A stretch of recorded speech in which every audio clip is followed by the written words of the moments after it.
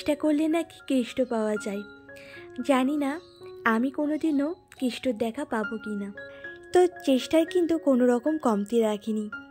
সফলতা শুনেছি একদিনে নাকি আসে না। কিছু মানুষ তো সফলতা খুব তাড়াতাড়ি পেয়ে যায়, আর কিছু মানুষের জীবনে সফলতা পেতে পেতে অনেকটা সময় লেগে যায়। কিন্তু আমরা যদি হাল ছেড়ে না দিই, চেষ্টা যদি করে যাই, আর সেটা যদি সৎ পথে নিষ্ঠাভাবে চেষ্টা করে যাই, তাহলে একদিন সকলেই আমরা সফল হতে পারি। তো সেই চেষ্টাই কিন্তু আমি করে যাচ্ছি সফলতা পাওয়ার জন্য। আর তোমরা বুঝতেই পারছো আমি কিসে সফলতা পাওয়ার কথা বলছি। আসলে এই যে ইউটিউবে ভিডিওটা কিন্তু আমি অনেক দিন ধরেই বানাচ্ছি, তো এখনো পর্যন্ত সফলতা পাইনি। আর তোমাদের সকলের ভালোবাসা যদি থাকে, আর আমি যদি এইভাবে চেষ্টা করে যেতে পারি, তাহলে আমার বিশ্বাস একদিন না একদিন ঠিক আমিও সফল হতে পারবো। তো যাই হোক বন্ধুরা, সুপ্রভাত। কেমন আছো তোমরা সবাই? আশা করছি তোমরা সবাই খুব ভালো আছো আর সুস্থ আছো। আমার এই নতুন ঝলমলে ভিডিওতে তোমাদের সকলকে আসার জন্য অনেক ধন্যবাদ আর অনেক ভালোবাসা জানিয়ে আজকের ভিডিওটি শুরু করলাম। এখন কিন্তু রান্নাঘরে চলে এসেছি। আর আজকে কী বার সেটাই তো তোমাদেরকে বলা হলো না। আজ হলো বৃহস্পতিবার, আর এখন সময় হচ্ছে সকাল 7:30। তো যাই হোক, ঘুম থেকে উঠেছিলাম, তাও 30 মিনিট হয়েছে। তো ওইদিকে কিন্তু ঘুম থেকে উঠে ফ্রেশ হয়ে চাটা তো রোজই খাওয়া হয়, তো চাটা খেয়ে বাইরে কিন্তু বাসি কাজকর্মটাও সেরে নিয়েছি। আর ঘরেরও কিছুটা সেরেছি, এখনও সম্পূর্ণটা হয়নি। তো মশারি টশারি কিন্তু খুলেই দিয়েছি, এখনও বিছানাটা ভালো করে তোলা হয়নি, যেহেতু সোনামা শুয়েছিল।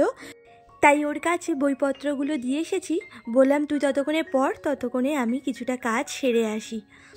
এখন ও আসলে উঠতেই চাইছে না ঠান্ডার মধ্যে। তো ততক্ষণে রান্নাঘরে এসে কিছুটা রান্নাবান্না এগিয়ে নিচ্ছি, তারপরে আবার ঘরে গিয়ে বিছানাটাকে তুলে আসবো, কারণ সোনামায়ের আন্টি একটু পরেই ওকে পড়াতে চলে আসবে। তো যাই হোক, এদিকে দেখো আজকে করে নিচ্ছি কাঁচা টমেটোমের তরকারি সর্ষে পোস্ত বাটা দিয়ে। শুনেছি এই রেসিপিটা নাকি খেতে খুব ভালো হয়, যদিও আমি কোনোদিনও ট্রাই করিনি। আসলে কাঁচা টমেটো খেতে না আমার ভালো লাগে না। আমি এমনি পাকা টমেটো কোনো তরকারিতে দিলে খাই, কাঁচা টমেটোটা খাই না। তো এটা কিন্তু তোমাদের দাদা ভাই আর আমার শাশুড়ি মা দুজনেই খেতে খুব পছন্দ করে, তাই জন্যই করলাম আজকে। তো যাই হোক, এরপরে দেখো ঘরে এসেছি, ওই যে সোনামা উঠে গেছে। তো এইদিকে তো দেখতেই পাচ্ছ মোটামুটি বিছানাটাকে তুলেই গেছিলাম, মানে খুব ভালো করে হয়তো গুছাইনি, তো ওই জিনিসপত্রগুলো একটু গুছিয়ে টুছিয়েই গেছিলাম। তো এখন একটু ভালো করেই গুছিয়ে দেবো, ওর আন্টি যেহেতু পড়াতে চলে আসবে, তো তাই বইপত্রগুলো খাটের মধ্যে রেখে কিন্তু ম্যাডাম চলে গেছেন এখন ব্রাশ করতে। আমি বলছিলাম যতক্ষণ না আমি আসি ততক্ষণ তুই পড়। ও আসলে কি বলতো, বিছানা থেকে উঠতেই চাইছিল না। আসলে এত শীতের মধ্যে না সকালবেলায় না একদম ঘুম ভাঙলে চট করে উঠতে চায় না। আগে গরমের সময় তাও কী করতো বলো তো, ঘুম ভাঙলে উঠেই ফ্রেশ হতে চলে যেত, ব্রাশ করে নিত। তো ওই শীতের সময় একটু বসে টসে তারপরেই কিন্তু যায়। তো একটু পড়ছিল, তো ওই বইগুলো দেখো ওইদিকে সাইডে রেখে দিলাম, আর বিছানাটাকে গুছিয়ে টুছিয়ে আবার কিন্তু বইগুলো দিয়ে যাব, পড়াশোনা করে নেবে ততক্ষণে ওর আন্টির কাছে। আর এই ততক্ষণে কিন্তু আমি আমার কাজগুলো সেরে নিচ্ছি, যতক্ষণ আর ওর আন্টি পড়াতে চলে আসছে। গত দিনের ভিডিওতে বসুন্ধরা ব্লগ থেকে আমাকে একটা দিদিভাই কমেন্ট করে বলেছিল খুব ভালো লাগলো ভিডিওটি, খুব সুন্দর হয়েছে ভিডিওটি, মেয়ের জন্য অনেক ভালোবাসা রইল। তোমাকে অনেক অনেক ধন্যবাদ বসুন্ধরা দিদিভাই, আমাকে এত সুন্দর কমেন্ট করার জন্য। এইভাবেই আমার পাশে থেকো। আর কিছুদিন আগের একটা ভিডিওতে আমাকে রূপাস কিচেন ব্লগ থেকে একটা দিদিভাই কমেন্ট করেছিল যে পাশে থাকলাম। থ্যাংক ইউ সো মাচ দিদিভাই আমার পাশে থাকার জন্য আর আমাকে এত সুন্দর কমেন্ট করার জন্য। অনেক ভালো থেকো তুমিও, আর এইভাবেই আমার পাশে থেকো। তো যাই হোক, এরপরে দেখো এখন কিন্তু ঘরটাকে ভালো করে মুছে নেব। তো প্রথমেই চলে গেছিলাম ঠাকুরের সামনে মুছতে।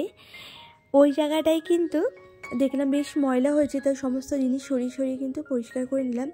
আর প্রতিদিন কিন্তু আমার শাশুড়ি মা সকালবেলা ঘুম থেকে উঠেই যে মানে এই ঘরটা মুছে ঠাকুর পুজো দিয়ে নেন, তাই জন্য কিন্তু প্রতিদিন আমার ওই ঘরটা মোছা হয় না, ওই মাঝে মধ্যেই মোছা হয়। যখন উনি দেখি মোছে না, মানে অনেক সময় না এই শীতের সময় বিশেষ করে অনেক সময় দেরি করে ফেলে মানে মুছতে, তখন কিন্তু আমি মুছে নিই। আর যখন উনি সকাল সকাল মুছে নেন তখন আমার আর মোছা হয় না, যেহেতু উনি পুজো দেন, তো ওই জন্যই তাড়াতাড়ি মুছতে হয়। আর ঘর না মুছে কখনোই পুজো দেওয়া যায় না, যেহেতু ঘরের মধ্যেই ঠাকুরের আসনটা রাখা আছে। তো যাই হোক, আজকে যেহেতু ওনার মোছা হয়নি, আর তাই জন্যই কিন্তু আমি মুছে দিলাম। তো বন্ধুরা আজকে এই পর্যন্ত। ভিডিওটা তোমাদের কেমন লাগছে আমাকে একটা কমেন্ট করে জানাতে পারো, আর ভালো লাগলে আমার চ্যানেলটিকে সাবস্ক্রাইব করে এই ভিডিওতে একটা লাইকও দিয়ে দিতে পারো। তো এইদিকে দেখো ঘরটার মুছে এখন চলে এসেছি কিন্তু রান্নাঘরে। আর ওইদিকে ঘরটাকে ডাস্টিং করিনি কেন বলো তো, ডাস্টিং কিন্তু আমার আগেই করা হয়ে গেছিলো। মানে ঘুম থেকে উঠে কিন্তু আমি বললাম না যে চাটা খেয়ে মোটামুটি একটা বাসি কাজকর্ম সেরেছিলাম, বাইরের কাজকর্ম, তখন কিন্তু আমি ডাস্টিংটাও করে নিয়েছিলাম। তো ওই জন্য এখন আর ডাস্টিং করলাম না, এখন ঘরটাই মুছে নিলাম। তাই তোমাদের সাথে আর ওটা শেয়ার করতে পারলাম না। তো যাই হোক, এরপরে দেখো এদিকে বাসন টাসনগুলো মেজে নিচ্ছি। মোটামুটি কিন্তু আমার রান্নাবান্না কমপ্লিট হয়ে গেছে। আর আজকে একটু মোচার ঘন্টও করেছিলাম, ডাল করেছিলাম, বেতো শাক করেছিলাম, আর কাঁচা টমেটোমের তরকারি করেছিলাম। আর তারপরে এই যে গ্যাস ওভেনটাকে কিন্তু খুব ভালো করে এখন পরিষ্কার করে নিচ্ছি।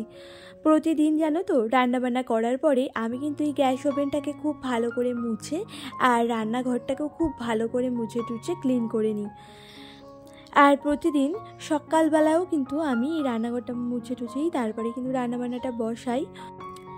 আর রান্নাঘরে যেহেতু চিমনি লাগানো নেই, তাই রান্নাঘরটা কিন্তু একটু হলেই মানে তেল ছিটছিটে করে যায়। তো ওই জন্যই না প্রতিদিনই চেষ্টা করি সমস্ত জিনিসগুলোকে একটু ক্লিন করে রাখার। তো যাই হোক, এরপরে দেখো সোজা চলে এসেছি ছাদে। তো জামা কাপড় কিছু কেচে নিয়েছিলাম আগে, তো সেগুলোই এখন মেলে দিলাম। আর তারপরে এই যে একটা মাদুর নিয়ে এসেছি নিচ থেকে। আসলে এই মাদুরটা না নতুন ঘরে কদিন ধরে পাতা ছিল, সোনামা ওখানে বসে খেলতো, তো এত নোংরা হয়ে গেছে এটা না আর ঘরে পাতার মতো নেই। আর এত ঠান্ডার মধ্যে না ঘরের মধ্যে আমাদের তো কোনো কার্পেট নেই, তাই ভাবলাম কি এই মাদুরটাকে মানে মেঝের উপরে পেতে রাখবো। ওই খাট থেকে নামলে তাহলে আর ঠান্ডা লাগবে না কারোর পায়ে। তো ওই জন্যই মাদুরটাকে ভালো করে দেখো এখন কিন্তু পরিষ্কার করে নিচ্ছি। তো জামা কাপড় কেচেছিলাম, তো কাচার পরে কিছু সার্ফের জল বেঁচে গেছিলো, তো সেই সার্ফের জলটা দিয়েই কিন্তু মাদুরটাকে ক্লিন করে নিলাম। আর এরপরে দেখো মাদুরটাকে এখন মেলেও দিচ্ছি। আর মোটামুটি কিন্তু সংসারে অনেক কাজকর্মই করা হয়েছে, তো সমস্তটা কিছু তো তোমাদেরকে দেখাতে পারলাম না, কারণ অনেক কিছুই না আমাকে অফ ক্যামেরাতেই সেরে নিতে হয়। তো যাই হোক, এরপরে দেখো স্নান করে এখন আবার চলে এসেছি ঠাকুর ঘরে পুজো করতে। আর আজকে যেহেতু বৃহস্পতিবার, দেখো একটু পাঁচালিও কিন্তু পরে নিলাম। আর এরপরে মন্দিরেও পুজো দিয়ে নিয়েছিলাম, তো সেটা তোমাদের সাথে শেয়ার করলাম না। আর তারপরে এই যে তুলসী মন্দিরে একটু জল দিয়ে একটু লকুন্দনাও দিয়ে দিলাম। তো চলো বন্ধুরা, আজকের ভিডিওটা এই পর্যন্ত। আর ভিডিওটা যদি তোমাদের ভালো লাগে তো আমার চ্যানেলটিকে সাবস্ক্রাইব করে আমার পাশে থাকতে পারো।